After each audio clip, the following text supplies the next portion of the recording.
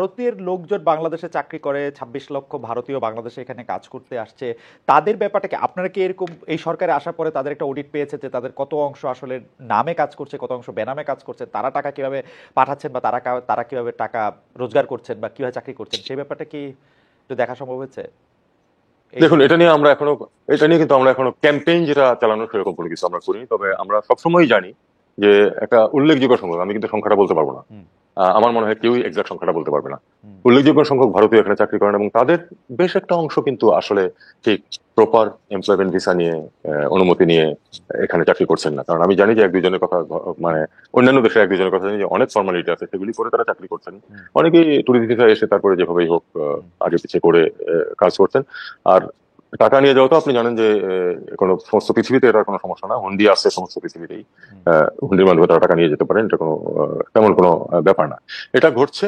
আহ, তবে আমরা অবশ্যই নীতিগতভাবে আমরা চাই যে ঠিক আছে, যেখানে আমাদের তাদের জন্য কর্মসংস্থানের সুযোগ আছে এবং আমাদের মার্কেটে যদি ডিমান্ড থেকে থাকে, ওয়ার্ক মার্কেটে, জব মার্কেটে, তাহলে সেটা যদি তারা আসেন সেটা নিয়মের ভিতর দিয়ে আসতে হবে এবং প্রপার ওয়ার্ক পারমিট নিয়ে আসতে হবে।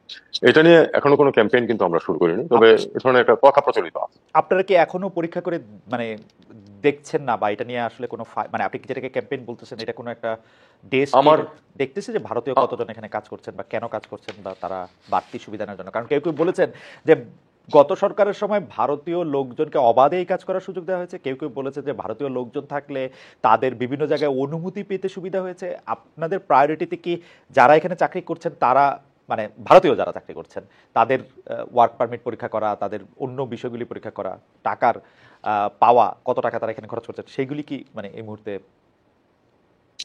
এ সম্বন্ধে সঠিক এবং খুব আহ, বিস্তারিত তথ্য আমার কাছে নেই। হুম, তবে আমি নীতিগতভাবে বলতে পারি যে আহ, যারা কাজ করছেন তারা যদি ওয়ার্ক পারমিট নিয়ে কাজ করে থাকেন তাহলে সেটা তো অবশ্যই তারা লিগালি করছেন।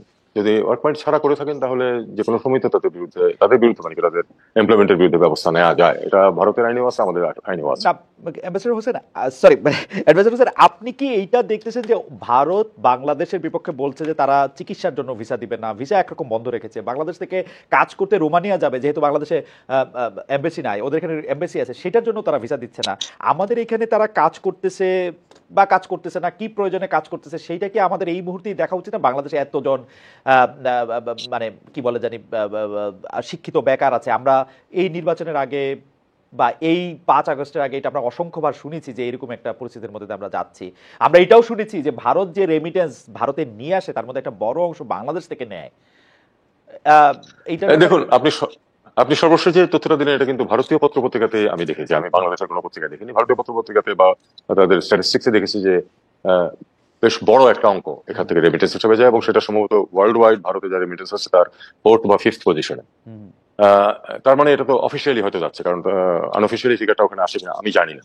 তো যাই হোক, আপনারা সরকার আসার পরে এটা পরীক্ষা করে দেখবেন না, বা দেখার পরিকল্পনা আহ, করছেন? এটা এটা এটা যারা দেখার কথা তারা নিশ্চয়ই দেখছেন, তাদের আরো অনেক কাজ আছে, সেগুলিও তারা করছেন পাশাপাশি। আপনি জানেন যে অর্থনীতির অবস্থা অত্যন্ত নাজুক অবস্থায় আছে এবং সেটা আহ, সামাল দেওয়ার জন্য আমরা অত্যন্ত যোগ্য দুজন মানুষকে পেয়েছি, বাংলাদেশ ব্যাংকের গভর্নর এবং আহ, আপনার ফাইন্যান্স অ্যাডভাইজার। জি। তারা এগুলি সবই সামাল দেওয়ার চেষ্টা করছেন।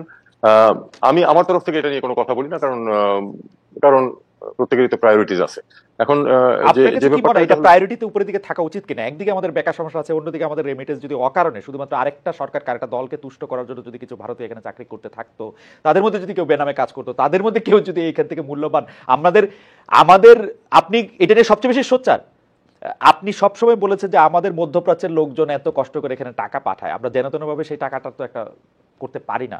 এটা প্রায়োরিটিতে থাকা কি উচিত না? না, আমি সেটাই শুধু জানতে চাইতেছি। না, অবশ্যই অবশ্যই প্রায়োরিটিতে থাকা উচিত এবং আমার বিশ্বাস যে যারা এ নিয়ে যারা কর্তৃপক্ষ তারা এ ব্যাপারে তথ্য সংগ্রহ করছেন এবং এ ব্যাপারে অবশ্যই স্বাভাবিক ব্যবস্থা নিলেই তো কোনো সমস্যা নেই। মানে যারা আইনসঙ্গত ভাবে থাকছেন না তাদের না, বিরুদ্ধে ব্যবস্থা নেওয়া যেতে পারে। আমার কাছে যে কেন এটা একটু ফানি লাগতেছে, সরি ফানি না, ফানি ইজ স্ট্রং ওয়ার্ড, আমার কাছে এটা কিরকম লাগতেছে, আমরা ইন্ডিয়ার সাথে এত কথা বলতেছি, এত জায়গা দিতেছি, যেই জায়গা থেকে ওরা আমাদেরকে টাকা নিয়ে যাচ্ছে, বা যদি এটা অকারণে নিয়ে যায় থাকে, এটা তো পরীক্ষা করার প্রায়োরিটিতে উপরে থাকার কথা।